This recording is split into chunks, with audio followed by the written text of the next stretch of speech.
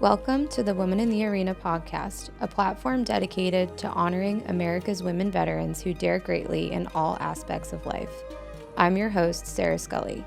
At Women in the Arena, we harness the power of storytelling to illuminate the human experience. Through authentic narratives, we honor the resilience, authenticity, and leadership of women who have served our country. Our name, Women in the Arena, pays homage to Theodore Roosevelt's legendary speech, The Man in the Arena, recognizing the remarkable contributions of women in traditionally male-dominated domains. Welcome back to the Women in the Arena podcast. Today's guest is Bridget Walton, a Marine Corps veteran and women's hormone coach who helps women balance their hormone health. This episode is particularly special to me because Bridget and I went to the University of South Carolina together, and we were in ROTC at the same time. Go Gamecocks. Connecting with friends from old chapters of your life is always so much fun, and there is nothing more exciting than seeing veteran friends thrive in a new venture after the military, and this is certainly a special one. Because lately it feels like both myself and so many other women I know are craving more information about our hormonal health and trying to truly understand our bodies. But we're often met with confusing information or dead ends. Well, Bridget is here to help, and I cannot wait to share her expertise with you. I learned so much from our conversation, and I'm already putting it into practice and seeing results in my own life. So buckle up. You're going to love this episode. And thank you, Bridget, for sharing all of your knowledge with us. All right. Bridget, welcome to the Women in the Arena podcast. I'm so pumped that you're here. What a full circle moment. We did ROTC together way back in the day at the University of South Carolina. And if you asked me in 2014 or 2015, like, what's on your 10-year bingo card? I wouldn't say us sitting across from one another, recording a podcast, talking about hormonal health. For real. No, I say literally the same thing word for word. I'm like, this was not on my bingo card. Like, No. What a transformation. But it's so good to see you. Yeah. It's been just a hot minute. Yeah. And yeah, I'm really looking forward to talking about hormonal health today and just sharing a bit more with you about me that you might not know yet. Yeah, exactly. And with listeners. We have so much to still learn. So I know I already gave it away that you went to the best academic institution in the country, the University of South Carolina in Columbia, South Carolina. But where are you from originally? Tell our listeners. Yeah, I'm originally from Michigan. I grew up in what we call Metro Detroit, which is like all of Southeast Michigan. But yeah, I was like, okay, well, I would love to get out and explore for college. To leave. Yeah. So, I mean, Michigan is cool, don't get me wrong. No, but I was cool. like, how can I explore other things? And oh, it's like I have, no money saved for college. So what should I do about that? And that's kind of how I started thinking about the military and learning about ROTC and the ROTC scholarship. And then next thing you know, I'm at the University of South Carolina in ROTC. Doing pull-ups. Well, back in those days, this body did not. We were trying. Yeah, that's true. Okay, awesome. So tell us a little bit about life in the Marine Corps and then kind of how you ended up making such a big pivot into what you're doing now, which is so different. Mm-hmm. So I spent 4 years in the Marine Corps, and I was an air support control officer, which basically means that I was a part of the wing that didn't fly anything. I did command and control. And so really what I did in the Marine Corps has no connection whatsoever to what I'm doing now. Huge pivot.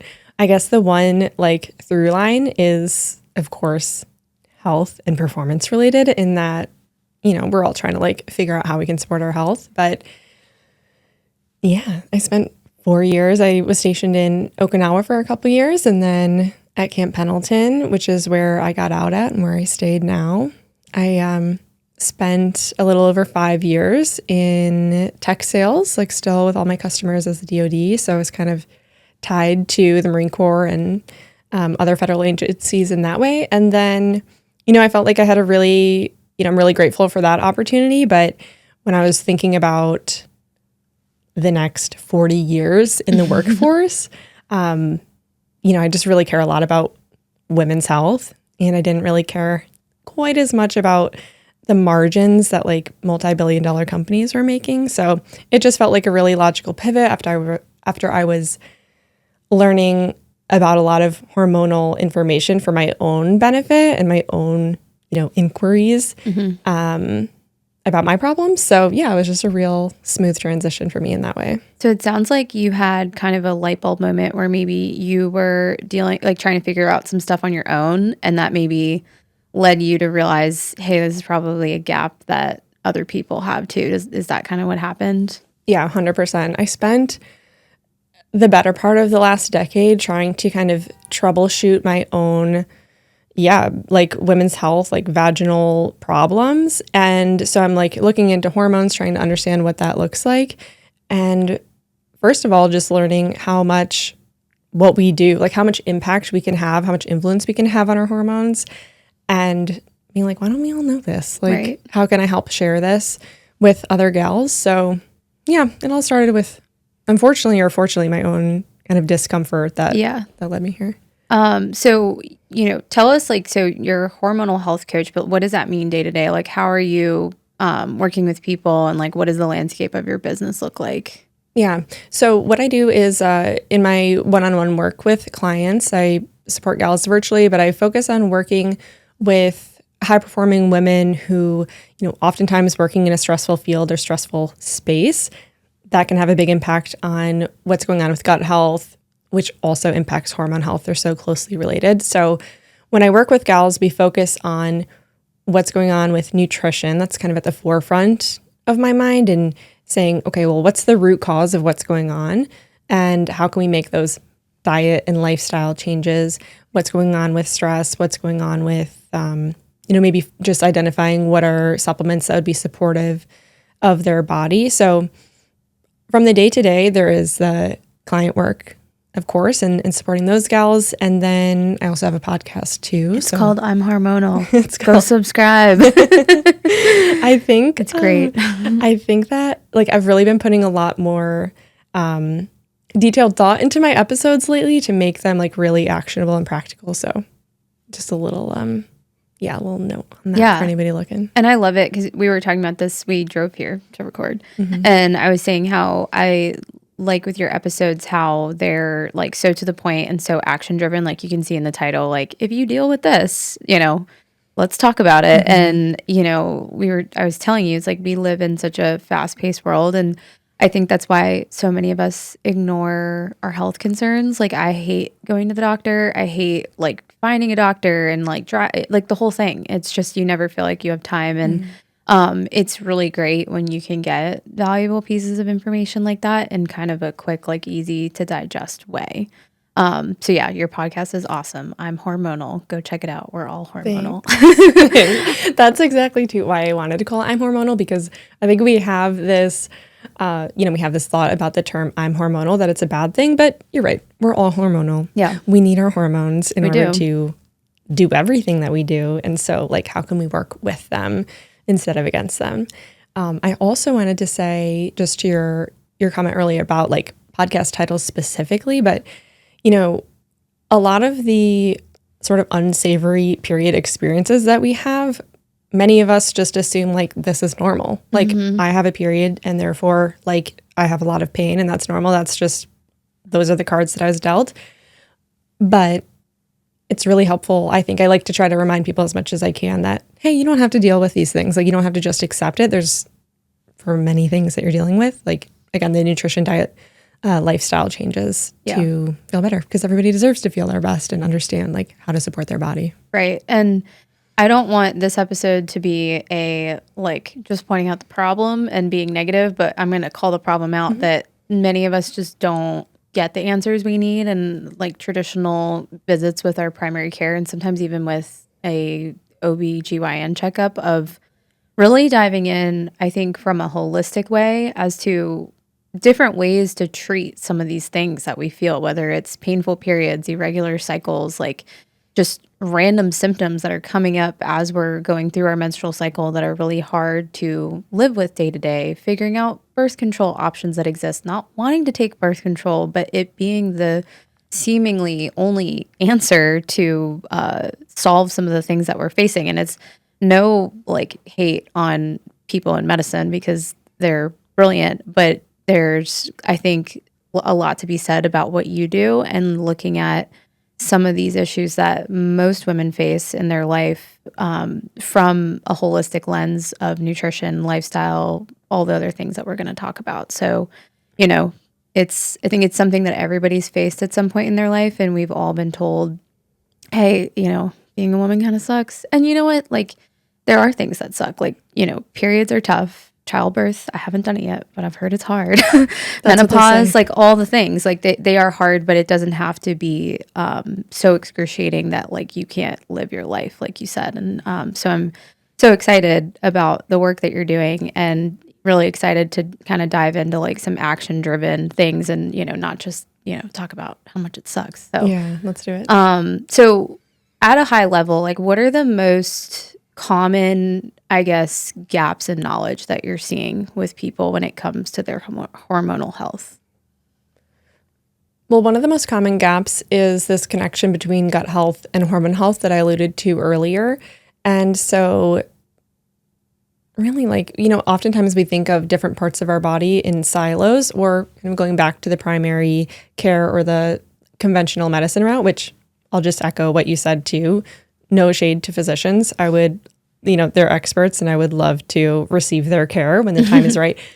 When it comes to addressing the root cause, or for the direction that some gals want to take, and like how I take with my clients, you know, it's not as working with folks on their lifestyle changes or diet changes. That's just not really feasible with the current medical system. Right. And so, yeah, finding somebody who can help you, or taking it on yourself, like for listeners out there, to, you know, what are some resources as far as books go, or podcasts, or other professionals who have, you know, are inspiring to you and can help you to kind of figure out and noodle through, like, okay, realistically, how can I eat more plants?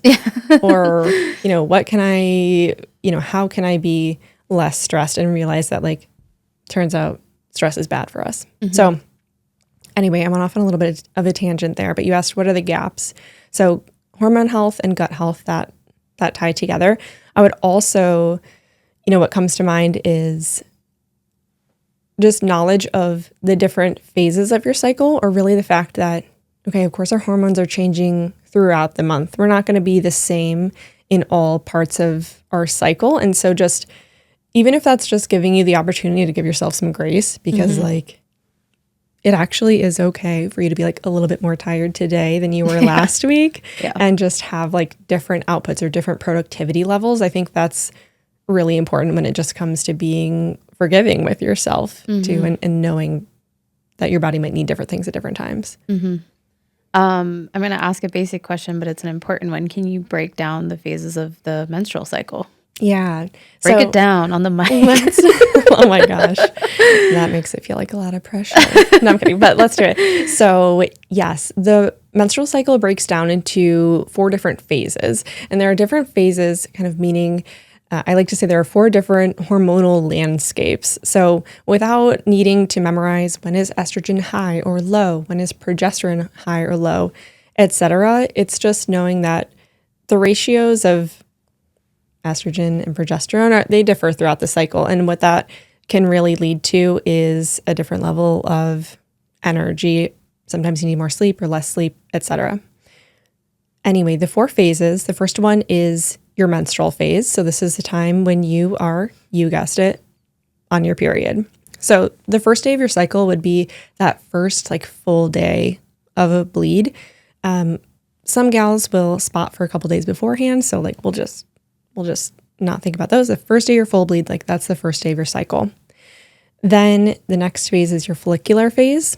And this is the time between your period and when you ovulate. So some people might know that they're ovulating because they maybe are trying to conceive, or maybe they're trying to avoid conception, right? But that's really... Raise your hand.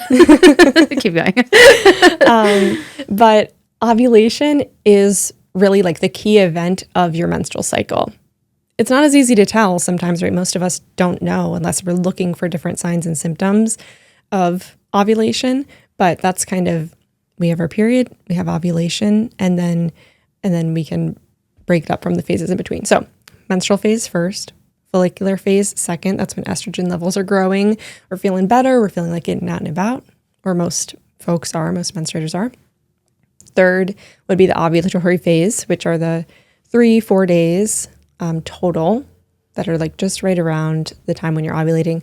And then last but not least is the luteal phase. And so this is, again, that time between ovulation and it'll be the last day right before your period starts when, progesterone is the predominant hormone. And this is sometimes the unsavory phase because for folks who have PMS or who have like PMDD, so premenstrual symptoms or premenstrual dysphoric disorder, that's when you're going to feel like the brunt of those symptoms. Mm-hmm. But in a nutshell, that's how it breaks down into those 4. Or if we want to just keep it real simple, the first half between your period and ovulation, the second half between ovulation and your period, depending on what's going to stick in folks' minds the best. Awesome. Yeah. Thanks for breaking it down because, again, to call it out, I mean, nobody ever really told me about the phases. Like you watch that awkward video in elementary school or middle school, and then you get your period and you just kind of keep on going with your life. And then you probably start taking birth control and kind of have an idea of what's going on. But unless you do some self-research, you're probably not going to know what's actually happening in your body. So it's good to be informed with the facts. So again, like, so the clients that you're working with, like what are some common issues people are bringing to you and how are you going about addressing it with them? Like what are your frameworks right now? Mm-hmm. So a lot of the gals that I work with have unpredictable cycles or in other words, irregular cycles. This can happen if you are actually not ovulating regularly. But anyway, what people notice would be they don't know when their period's going to start. Also, if you have a period that lasts more than 7 days, that's like should be a little like, let's investigate a little more here. Similarly, if your period is less than 2 full days, you might want to do some investigating. I work with some women who have really irregular, really low energy levels. That's also something to watch out for, just because you want to say, okay, what's going on with stress and blood sugar? I'll just add super quickly too, because when it comes to stress and blood sugar, those also involve hormones, right? So for the most part, as a women's hormone coach, we're talking about sex hormones, but our body, nothing works in a silo. So blood sugar and stress, again, all come into the picture there. And then last, I'll just mention that I work with some folks who are really trying to focus on their gut health. So if you are bloated every single day, if you have a lot of just discomfort, if you're not having regular bowel movements, then that's a good opportunity to say, okay, how can we work on this foundation of gut health to support all of our body systems? Okay. So I think, and you can tell me if I'm wrong because you see this more, but I feel like the most common things I hear just from friends and just like communicating with different people would be like probably irregular periods, painful periods, and energy levels, I feel like are really common. So maybe we could kind of go one by one and just talk through like if I'm dealing with this issue, here are some different things that I can start doing or start investigating in order to, maybe see if my symptoms go away. So I come to you and my periods are just completely sporadic. So maybe they are lasting longer than they should and they're not coming when they should. What would be your first kind of direction you would tell me to go in order to start getting some solutions? So one area to start in is understanding when you ovulate. And this takes a little bit more time and effort because a couple of ways that you would do this would be by understanding how changes in your cervical fluid can indicate that you might be about to ovulate, or is your temperature changing? Because after you ovulate, your temperature will go up by a fraction of a degree until your next period begins. Or of course, like for some folks using ovulation strips. So the reason why this is important is because understanding if you're ovulating and if so, when, that's the first piece of the equation. Before that, and even more accessible would be, if somebody listening is like, wait, I have unpredictable cycles right now, would so encourage you to start tracking your cycle in an app or in a journal or whatever is the best method. Do you have an app that you like? I use Flow. Yeah. I've just been using it for like 100 years now, and I love to have all of the data and see the graphs. There are a lot of really great apps out there. But flow is my one. And I do think that there is something to like writing down. There are a lot of like really great journals that can help you track your cycle. But anyway, TLDR, flow. Okay, so coming back to if you have irregular cycles, then just understanding if you're ovulating, because that'll be the first equation or the first piece of the equation that you want to understand. There are a lot of reasons why you might not be ovulating. And so it's kind of getting into that, which I don't want to sound like a broken record, but coming back to, okay, what's going on with stress? If you have really high stress levels, then working on bringing those down. Are you eating enough? What's going on with, again, your blood sugar? Because having a regulated blood sugar levels, even if you don't have diabetes, right? This is important for all of us, for everybody in the room here and for everybody listening. And so those are a couple of areas. I know that's not as specific. It really is so individual, but we can talk through a couple of those, like what are good practices for everybody with, I guess, kind of regardless of what your symptom is, period pain or irregular periods, where are some good starting points? Yeah. This is probably a dumb question, but like, so if I'm in that situation, I want to know, are my blood sugar levels normal? What would be a good way to test that? Just testing my blood sugar with a prick or something like that? That could be one way to do it, right? You can like pick up a kit like that at CVS. What is more accessible and maybe a little easier is just really reflecting on what are your energy levels like. When at 2 p.m., how do you feel? Like, are you relying on caffeine to get you through the day? Things like that. Just how are you when you wake up in the morning?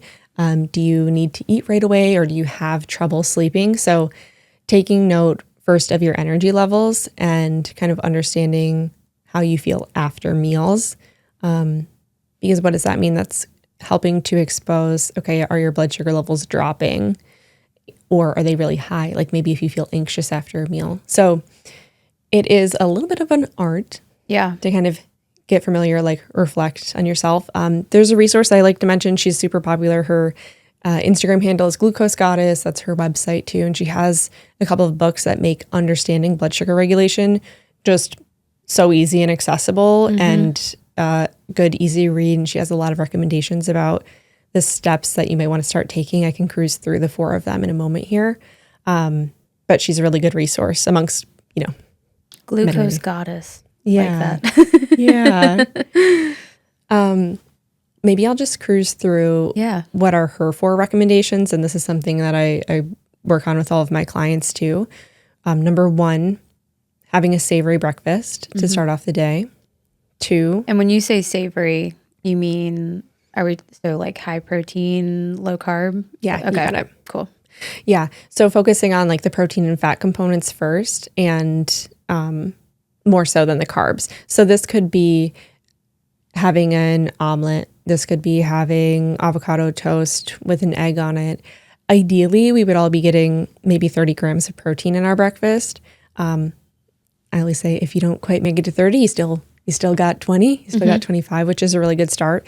The reason why a savory breakfast is important is because it is, instead of spiking your blood sugar levels, which then they may come down very, very swiftly, it's starting out your blood sugar levels more stable for the day and just less reactive. Whereas if it goes high and then low, and then you're like, okay, we're hangry, we need to snack, let's go high and then low. It's just this cycle. So coming back to it, first, a savory breakfast. Second would be incorporating apple cider vinegar, maybe just once a day. Call it 2 teaspoons. And what is that helping? Apple cider vinegar is helpful when it comes to really like allowing your cells to take in the glucose that's in your blood and to be more sensitive to insulin. So having it ideally at the beginning of your meal could help with your stomach acid levels. That's so fascinating. I feel like you've seen apple cider vinegar your whole life as this like health remedy, but I'm always like, what is it doing? But that's fascinating. Okay, keep going. Yeah. So I would say shoot to do that like before 1 meal a day, right? Each of these once a day. Second, incorporating a veggie starter. So that could just be eating a side salad if you're at a restaurant before you have your main. Maybe when you're at home, like sometimes if I don't really have anything on hand, I don't want to make something. I'm like, cool, give me 8 olives and a pickle and like 2 baby carrots or something. It doesn't have to be fancy, but starting off your meal with a vegetable, that fiber is going to slow down the absorption of glucose into your blood, which is preventing, a really notable glucose spike. That's so fascinating. We're going to dinner after this, so if I don't start with olives or salad, no judgment. Okay. Yeah. So it sounds like, basically we're just trying to keep our blood sugar levels stable throughout the day, and that can help with the predictability of our periods. Is that what I'm hearing? Yeah. Okay. Great question. Let me mention the fourth one. It's super quick, and then I'll come back to you on that. So the fourth one is moving your body. So maybe just get 10 minutes of movement in after a meal, because that's helping, your muscles, like your tissues are taking in that glucose for use immediately. So that helps to blunt a blood sugar spike. Now, coming back to your question of why is this important? It's because, first, when we have like erratic blood sugar, when it's really unstable, that is a source of stress, right? When our blood sugar goes low, our cortisol levels will go up to bring our blood sugar up. And cortisol is not very good for consistent menstrual cycles. We need cortisol, of course, but when it's elevated chronically over time, not the best. So that's one of the reasons too. And sometimes even like for gals with PCOS, polycystic ovary syndrome, which, that can be for some folks why you have irregular cycles, higher levels of insulin will impact the quality of the follicle on your ovary that eventually should, burp out the egg, right, when you ovulate. Right. And so anyway, higher insulin levels can also impact inflammation and the development of that follicle. Okay. All right. So ovulation being timely, and then blood sugar regulation, and then anything else on the irregular period front, just at a high level. Well, this is one recommendation for irregular periods and the rest of, everything period else. pain, everything. But just when it comes to digestive health, something really easy to incorporate would be more fermented foods, right? That's going to feed like the good bugs in your gut, those good microbes. And so getting in some type of kimchi or sauerkraut, yogurt, kombucha, miso, like maybe once a day, that can be something else that's like good for your gut microbiome and is going to help keep you regular. And so that's something I think is important to incorporate. I'm glad that you brought up gut health, because, nowadays it's like everywhere. There's like the probiotic drinks, all the stuff. I feel like, you go into Whole Foods and gut health is just part of, the culture now. At a high or simple level, like, can you explain what gut health is and why it's important for us to be taking care of it? Yeah. So I'll answer this like in a twofold approach. The first thing is our ability to digest and absorb the nutrients that we're getting through our food.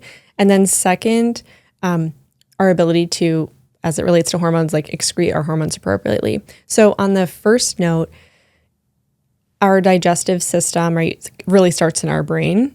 It doesn't start in our stomach. It starts when I look at my food. Anybody who's listening right now, and if you close your eyes and you think about like biting down on a lemon, you think about that for 5 seconds, you'll start to salivate, right? My tongue just got like, yeah. Yeah, exactly. And that's such an important part of the digestive process, because like the carbohydrates in your food and some of the fats start to get broken down, like because of the enzymes that are in your saliva. So without going into too much detail there, it's just being able to get all of the right stomach acid levels, the right enzymes that we need in our spit, even just chewing your food appropriately, and like that pressure on your teeth that's telling your brain like, hey girl, time to start squeezing out these other, juices into your digestive system to get things running. Like that's really important. So yeah, just when it comes to being able to absorb all of these nutrients, vitamins, minerals, fats, then go on to like, because your digestive system actually creates some of the other vitamins and nutrients like in your large intestine. And so that's why getting the process right from the start, like in your brain, being calm and chewing your food is so important even for the rest of your digestive system, because one thing being off can kind of cause a cascading issue or irregularity. Yeah. And I'm thinking about like people who have a high stress lifestyle or a busy lifestyle probably eat very quickly and aren't thinking a lot about what they're eating. So there's a connection there. Do you have an opinion on probiotic supplements versus natural probiotics that are found in foods? I think it's really great to start with food first. For anybody, I would do that. But there certainly is a time and place for the supplements as well. There's so much variety in the quality of supplements. So for somebody to really do like looking into what is this company's history, is it third party tested, like what else is going into that, I think that's really important.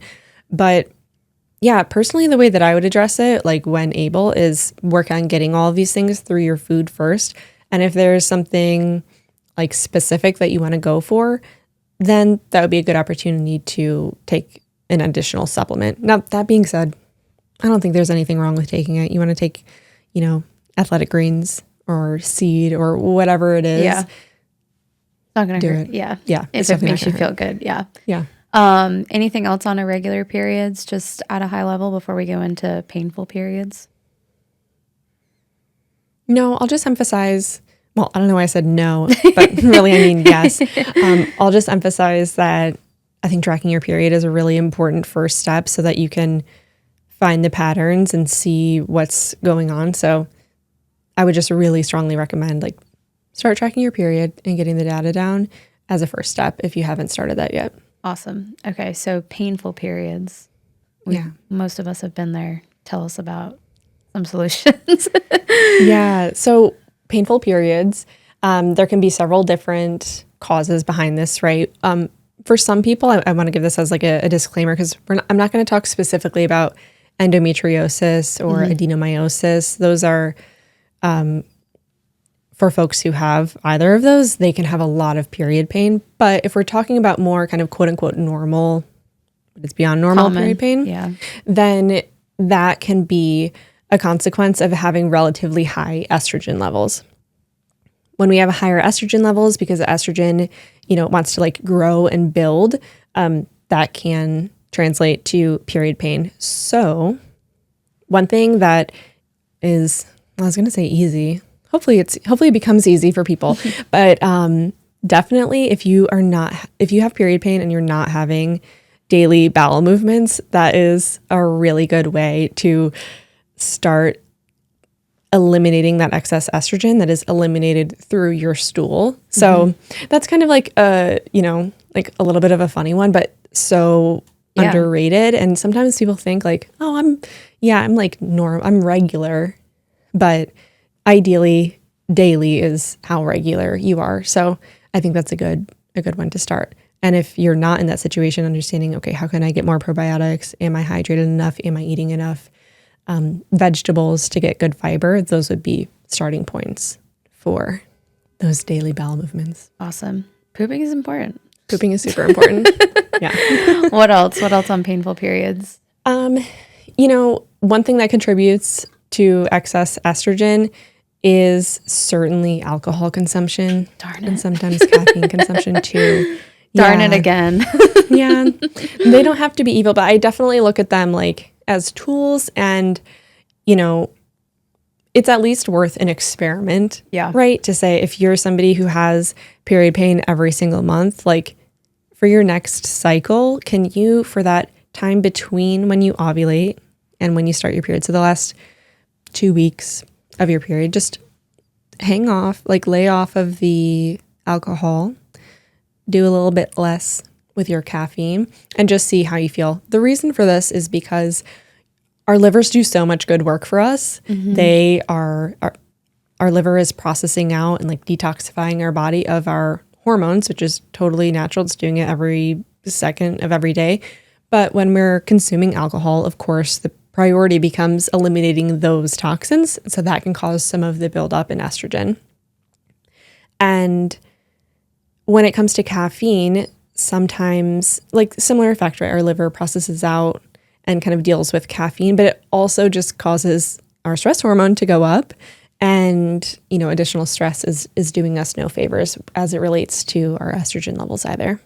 Yeah, that's so interesting. Do you think that caffeine or alcohol can affect how heavy periods are too? Or do you think it's more painful period or a regular period? Yeah, a lot of these symptoms when it comes to painful period, heavy periods, PMS symptoms as a whole. So that would be like breast tenderness, sometimes migraines, irritability, mood swings, like acne, all of that good stuff. Most of those are correlated or could be correlated to relatively high estrogen levels. So yeah, I think all of them, all the things that you just mentioned could contribute to both. That's so fascinating. It's all the things we love that sometimes can be bad for us. Yeah, it happens from time to time. But, it's just a good opportunity to say like, okay, how can I treat my body the best? Yeah. Like this, body that I'm running around. How can is this really serving me? 100%. And will there be like much benefit physically to my body of consuming alcohol? No. But will there be great social benefit and will it bring me much joy to enjoy a glass of wine with you and our friends tonight? Yes. So I think there's like definitely some balance and room for both, with the asterisk that everybody's different. Everybody will handle alcohol differently. Yeah. Mm-hmm. Okay. Anything else on painful periods before we move to energy? One thing I'll just mention is that, and this is something that happened to me recently where I was having really, really, really bad period pain, which is pretty unusual for me. And that kind of made me think, okay, I have a lot of period pain. This means there's like some sort of inflammation that's happening down here. And it turned out that I had a UTI. So sometimes, of course, it can be hormones, but don't, how should I say? I don't want to say think outside the box. That sounds kind of dumb, but like sometimes it's not exactly hormones. Sometimes it's just something else in your pelvic region that can be impacting your experience. So that's fascinating. I hope nobody out there is having that, but I hope it's helpful. They're the worst. Okay, so energy. So I think many people would say that, their energy levels kind of suck, especially as you're going through your menstrual cycle. But I think we're all overworked, underrested, probably relying on caffeine and substances too much to get through the day. So what is your approach to, you meet me on the street and I'm, working a lot. I'm probably overcommitted, living maybe a little bit more high stress than I should. What would be your approach to regulating my energy levels, or some first places that you would look? Yeah, I would come back to those 4 steps as it relates to blood sugar regulation, and would enthusiastically recommend those and, foresee that the next day when you're starting off with your savory breakfast and incorporating the apple cider vinegar and the veggie starters and all of those things, that you would see higher energy levels pretty soon. So that's a good one because, some things with health, you got to do it for a hot minute before you can kind of see the benefit and see like that juice you're getting from the squeeze. But those 4 steps when it comes to your energy levels, like you're seeing it pretty quickly, which is great. Awesome. Do you have I know it's different for everybody, but some kind of good places to start with supplements? So certain things that you've seen to help at, different phases of the cycle, depending on how you're feeling. There's so many supplements these days, and I feel like 1 month you're supposed to take them, and then 6 months later you'll hear, no, it causes breast cancer. So it can be kind of overwhelming. Mm-hmm. But do you have any thoughts or opinions on that? Yeah, my thoughts on supplements. First, even before we get to supplements, like ideally, we're getting the vitamins and minerals that we need mostly through the food that we're eating. So how you can do that is by making sure that you are eating a variety of colors of produce. Before I check out at the grocery store, I like to take a little look-see in my cart and say, okay, red, orange, yellow, green, blue, purple. And do I have something fermented? And cool. Now I'm allowed to go to the checkout. So just making sure that you're eating a diverse array of food, whole foods. Hopefully you can get a lot of what you need through your food. Now, assuming that You're doing a good job on that stuff. I think that magnesium is one that can be helpful for most people, with the disclaimer that, of course, everybody is different, or depending on what a listener might be taking as far as another medication, it's certainly worth having, doing research for yourself or talking with somebody. So I think that's important to say. But for most people, magnesium is something that can be really helpful when it comes to supporting your mood, supporting your sleep, supporting your blood sugar again. So that's one that I think is good for most gals out there. And then anything else kind of at a high level with diet, I know you said, so like savory breakfast, vegetable starter, but are there common gaps in nutrition that you're seeing with women, like certain things that many women are not getting enough of or need more of? Yeah, just food as a whole. Yeah. Of course, again, and I don't want to say this 100 times, but everything is different for everybody. Yeah. But when I'm working with clients and we say, okay, let's spend, for the next 5 days, just log what you're eating. Let's just get familiar and grow some awareness with what are you actually consuming, how much protein. A lot of gals that I work with actually think that they're getting more than what they're eating. And they're like, oh my gosh, I'm only eating that much protein. We got to up that. So I guess more specifically to answer your question, focusing on protein. So in a dream world, we would get, maybe 30 grams of protein per meal. Everybody's different based on what are your physical fitness practices, how big are you, what is your ideal lean body mass. So ChatGPT or the Google machine can provide some good context for what would be a more specific range for you. But yeah, overall, I find that people, and even myself, right? Or I don't know, I'm curious about you. Do you track your protein? Are you ever Yeah, I'm so bad at tracking anything. It just, not anything, like anything nutrition related. I don't know why it kind of drives me crazy, but I do think that, to be quite honest, after years of disordered eating and being obsessed with food at a younger age, I almost, I feel like I can intuitively kind of know, because I got really into nutrition at a certain age and almost over-researched it, that I can kind of roadmap my day and be like, okay, I'm starting my day with this. I'm having this for breakfast. And I can kind of do mental math, which isn't the best. I mean, I know that there's gaps, and if I added it up, I probably wouldn't be getting exactly what I need. But, I try to do what you're talking about of starting with a higher protein goal in the beginning of the day. But I think the thing that's hard that I've gotten away from and I'm trying to make a better goal of is eating whole foods. It's hard when you're busy. It's easier to be like, I'm going to have a protein bar instead of eating chicken or eating eggs or eating things that are from the earth and not super manufactured, and maybe have less natural fibers and all that good stuff. So I think tracking is hard, but with anything, I always just try to keep it as simple as possible. So if you're trying to eat 150 grams of protein a day, if you can eat the same thing every day, do the math and be during the week these are my meals. I don't mind eating the same thing every day. It doesn't bother me, but I feel like keeping it as simple as possible is a good go-to.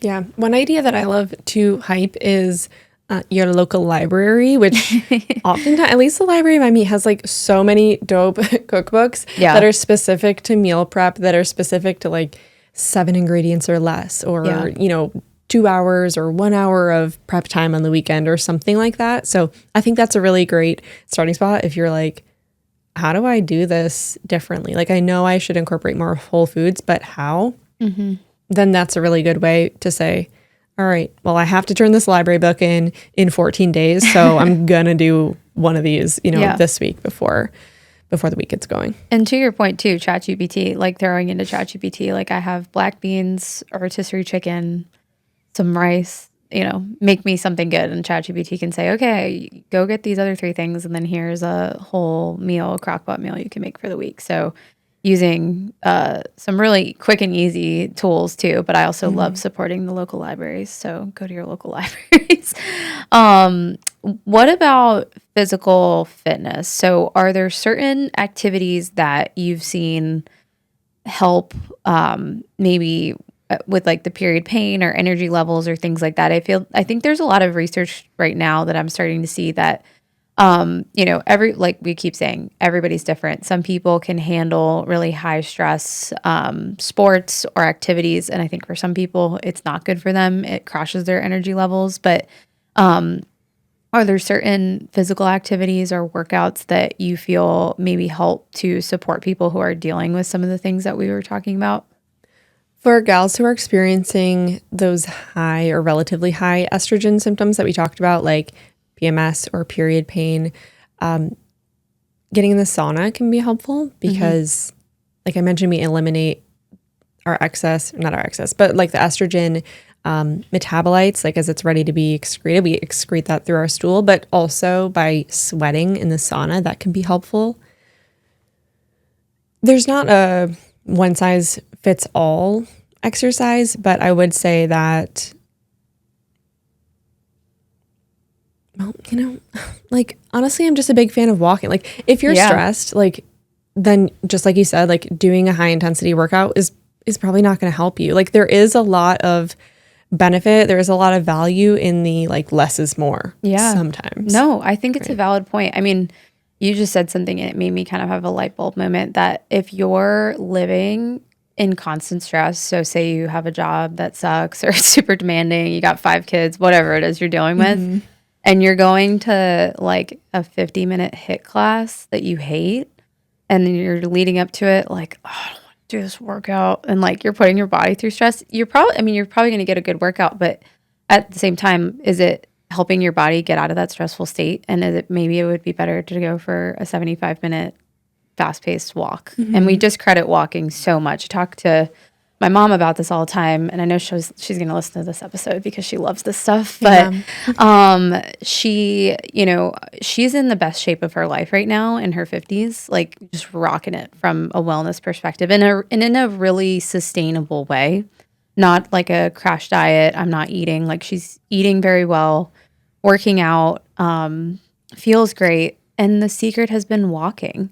And I think that's why people become, like so many people become so unhealthy, is because they just don't walk enough. And it's so good for our brains and good for our bodies. And it's actually a great way to get in shape too. But it's easy to not do it because we're working, we're sedentary, we drive to work for the most part, depending on where you live. So yeah, I mean, I think there's a connection between not putting yourself in another state of just overextended, high levels of stress. I think that, but like studies show that being outside and hearing bird song, that can be helpful for your mood and stress levels, which, I mean, that in addition to just being in green spaces, that's good for your stress levels too. And I want to come back to something you said about your mom, like achieving her level of health in a sustainable way, because there are a lot of tempting like Band-Aids or shortcuts, and sure, some of them will work or will work temporarily. But for a lot of the healthy goals that we have, like you can't live an unhealthy lifestyle but have a healthy body, right? You like just have to have a healthy lifestyle, and that looks different for everybody, but it is a lifestyle change. It's not like, okay, I'm going to take, this particular supplement and a probiotic and like do the rainbow produce thing and like just be in my best shape. Yeah, absolutely. My last big thing that I wanted to hit is, again, different for everybody, but for people who are maybe struggling with figuring out what birth control works for them, what are some good steps that we can take? Like if I know I don't like the pill, I don't like being on a hormonal birth control. Do you work with clients ever who are just kind of navigating that landscape and just trying to find an option that works for them? Because it's kind of crazy. There's so many options. There's like hundreds of different things on the market that you can use. And it's kind of scary because it's changing the way your body is functioning. It's not, just this one little supplement that you're taking, but it can alter the way you feel and your energy and all these things. So what's your take on that? I definitely have to start off by saying that this should certainly be like a more detailed conversation that listeners have with their medical provider. Definitely not providing any medical advice here. But I do get questions like this a lot. People say, what should I use? And my question to them is like, do you want to continue ovulating and like experience these hormonal shifts and cycle? Or do you feel okay with like knowing that you're shutting that process down and that you're not producing those hormones? And just like, I was never told like side effects of being on certain birth controls, right?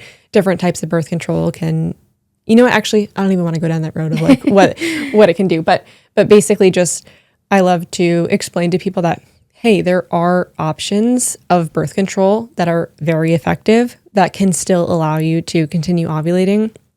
Personally, I have the copper IUD.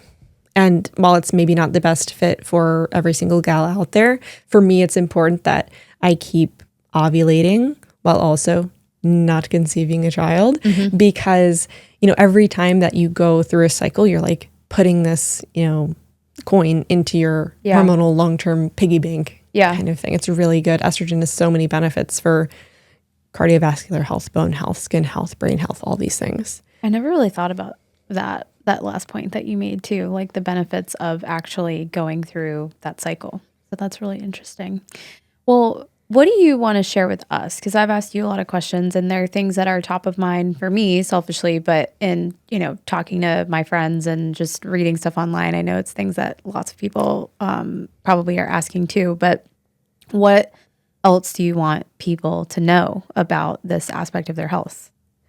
I would love to just reiterate that there's so much that we all can do to improve our health and like understand what's going on with our hormones, even just as it relates to diet and moving our body and stress, just coming back to those foundations. So that's not a new idea, but I think it's so important because sometimes, and I've definitely experienced this too, where I've had, this discomfort or this problem for so many years that I'm like, okay, well, this is just me now. Like, I guess this is how I am for the rest of my life.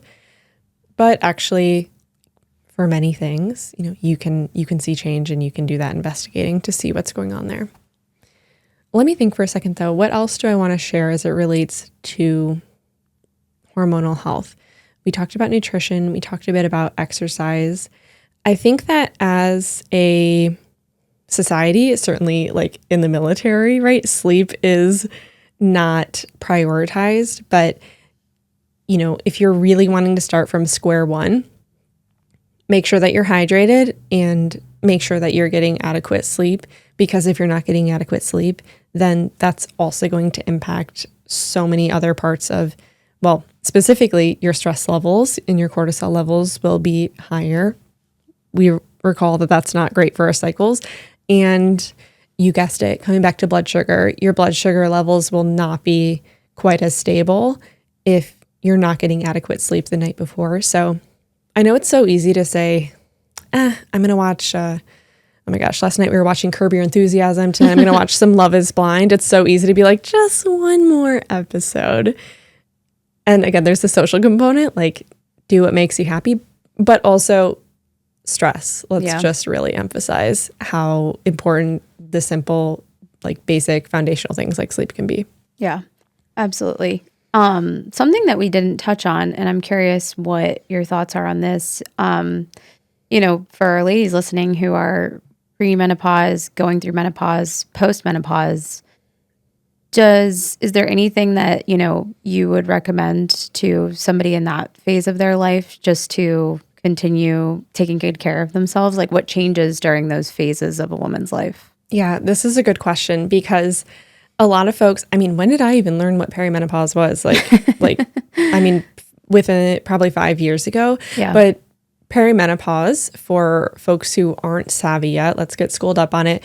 It's really going through your second puberty. Yeah. Right? It's just like your body going from menstruating to not menstruating, which sounds very simple, but like thinking of your teen years, there's like 7 years of your body figuring out this new thing that it does. And so going through perimenopause, which could be for some gals out there, they're like, I didn't even notice it. Everything was cool. But for some other people, it could be between 2 years up to like 7 or 10 years of changes, right? Having hot flashes and those kinds of experience, your cycle length will change. Your estrogen levels are going to change pretty radically. And estrogen has a big impact on what goes on with your gut health, which has a big impact on your mental health. So there's a lot of coming back to this idea of siloing, right? Like, okay, well, if my mood isn't the same that it used to be, I must be depressed. And again, for many people, like, I don't know everybody's situation, so that could be the case, but it could be tied back to perimenopause too, because that can really impact what's going on with your mood. Coming back to your original question though, what can folks do now to prepare for perimenopause? Really just overall focusing on good health, because the quality of your health is one component. The quality of your period is the second component. And third is the genetic component. So understanding or asking your mom, like, when did you have your last period? Like, how was your experience? That could be helpful context. But then just saying, okay, if I do have one of these hormone imbalances, like, let me start working on this now, because that'll make the transition easier. I never even thought about that, like getting ahead of it. You don't even, again, these are things that we just don't really think about until we're there, but you can kind of get ahead of, some of the symptoms that you may be facing years from now. That's fascinating. And to be more specific about it too, building muscle is really important. That's like one of the strongest indicators for like longevity, I think. I hope I'm quoting that right. No, it definitely is. It's a big one. But building muscle, and then just coming back again to blood sugar regulation, which is, blood sugar regulation is really another way to say, like, what is your metabolic health like? And so getting ahead of any insulin resistance or dysregulated blood sugar that's going on, and supporting the foundations of that system and that those hormones, that will also help lend itself to a smoother perimenopause transition. I love that.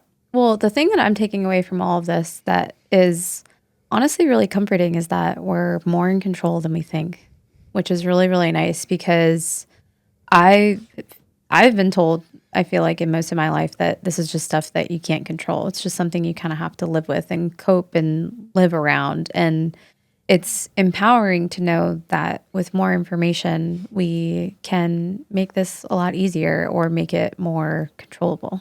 Yeah, it'll definitely take some work. Yeah. So it is easier sometimes to be like, well, this is the way that it is. But it'll take a little bit of work, but it'll be worth it. Yeah, absolutely. And so aside from your podcast, I'm Hormonal, and your Instagram, which the handle is... It's at Bridget Walton. Perfect. Any other resources that you'd recommend us tapping into to get more information? Well, yeah, I would love for people to follow me on Instagram and on the podcast. I'm excited because I have a little rebrand coming up in May. And what that means for folks is like a new array of free resources that are going to be really focused on if you are somebody who travels, if you're somebody who doesn't have a lot of time to make these meals, like how can you get over some of those time obstacles or not being in your space obstacles. So gals can keep a lookout for what I will have for them then. But yeah, those would be the best ways to get in touch, except for if you're a LinkedIn girly, then you can find me on LinkedIn too. Yes. And I really want to emphasize that content is so awesome on your trip here. You posted a couple of stories of like, here's how I'm preparing for going on my trip. I'm packing these supplements. I'm doing this to take care of myself. This is what's in my bag. Every 2 hours, I'm doing this. And it's nice because, sometimes I get frustrated with the health and wellness space because a lot of the advice I think is geared around people who have maybe more control of their schedule or a lot of time. Like, it's like, crap, I would love to get 8 or 9 hours of sleep, but sometimes it's like, if you're working until 9 or 10 on something and then you got to get up early, but giving kind of more tangible, like small tips or hacks to make you feel more in control when sometimes it feels like life is just a constant cycle of being out of control. Totally. And out of a routine. And I still, like, because I'm still traveling or whether I'm traveling for like fun, which I'm kind of a homebody, I don't really like to do that. But when I'm traveling for work, because I still do that about once a month, I'm not just like, let me think about like, what's a good way to do this? But like, I'm sharing like, this is what I actually do, like test this out and see how it works for you and hope it does. And if it doesn't, like, these are just ideas for you to like have in your toolbox and understand like, what are the options out there? Yeah, for sure. And you're a homebody because you have a cute cat. I do. I love her so much. We forgot to make a shout out to the cats in the beginning. Oh my gosh. Yeah. Betty, my little Betty girl. Betty girl. I have Jillian girl. You have Betty girl. Yeah. But no, I understand. Who wants to leave their house when they have a cute cat? Honestly, not me. Most of the time when I'm podcasting too, I'm like sitting cross-legged in my chair and Betty's like sitting right on my lap with me oh yeah. She really she loves to pop up in client sessions and give her 2 cents. So she's a valuable part of the team. She's a woman. She has an opinion. I don't know when her last menstrual cycle was or if she ever had one, but we still She's hormonal though. She's hormonal. She is. Yeah. All right. Yeah. Well, our final question, tough one, is we would like you to nominate your woman in the arena who has inspired you to do everything from Marine to hormonal health coach and all the amazing other things. Who are you going to nominate? Yeah, I want to nominate my friend Ashley Bird. I know who that is. Oh my gosh, you do? Yeah. Yeah. She also went to USC with us. She was a Marine who then, was transitioning from enlisted to officer. So when I was like, a young lady in ROTC trying to figure out like, what does this mean to be in the military or to be a woman in the military, Ashley and I became really close friends. And I just really admired her. I thought she was such a great like example for all of us and such a great leader. And looking back on it too, she also was on the like, how do I even say? Anyway, she was like, doing more things, like how can we do things the natural way? Yeah. Even if that was just like, what face mask were we using? Yeah. But yeah, we haven't kept in like great touch in the last couple of years. I would love to, I guess this is a good opportunity to reconnect with her a little bit, but yeah, she definitely was really impactful on my, how I started out my career as a Marine, and I'm really appreciative. Yeah. So thank you, Ashley. Hi. Yes, Ashley. And I can attest, she always had her ish together. Mm-hmm. When she walked around, I was like, I want to be like her. Yeah. She's just, she's the best. No, it's fun giving shout outs to the reason I love that question is sometimes people say their mom or their sister, and then sometimes people say someone they've never met. And then sometimes people say, someone I haven't reached out to in a long time. And it's, I think, what a gift when, someone you had a brief interaction with at some point in your life says you helped me, in this way, or you changed my life for the better. It's pretty cool. Yeah. Well, real full circle. Yes. Well, Bridget, thank you so much. If I had it my way, we'd talk for another 4 hours because I have so many questions. But the call to action here for everybody is to take control of your hormonal health. There are resources out there and answers that go beyond the 4 walls of your primary care checkup. And there's a lot of things you can do to make yourself feel your best. And definitely encourage everybody to interact with you and get some awesome information out of your content, which I already have. And I feel empowered to take control of some of my hormonal health issues, which I've already discussed with you. Yeah. And, it's a good feeling because there are resources out there and, it doesn't have to always be difficult. So. Yeah. I'm excited for you. I'm excited for the listener who feels inspired to take some action. And, like all of you deserve to feel really good in your skin and in your body and deserve to have a practitioner or provider that is really on your side and listening to you and, advocating for you. So totally agree. The Women in the Arena podcast is powered by Iron Butterfly Media.